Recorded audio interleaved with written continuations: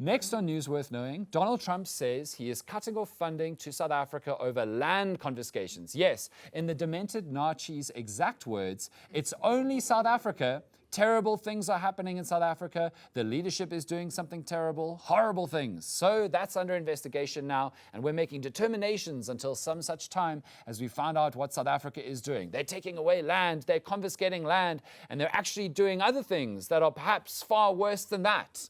Those are his exact quotes.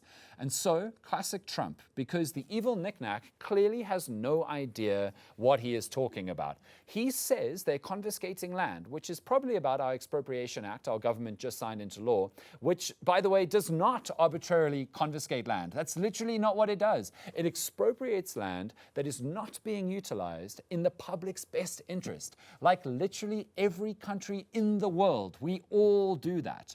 And then Trump says the leadership is doing terrible things, horrible things. What are those things?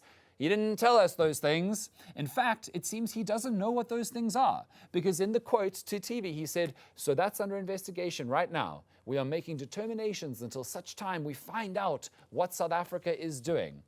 So it's just an investigation. He doesn't know any of the terrible things South Africa is doing. And he says they're doing things that are perhaps far worse than that. So again, he doesn't know. He is literally talking. So how did we get here? Well, it could have something to do with the AfroForum guys who went to America a few years ago to peddle the white genocide myth. It could be because of South Africa standing up to Israel at the International Court of Justice. Or it could be this Pretoria Boys High School old boy, son of an Afrikaans emerald miner, who is now the most influential person in Trump's government.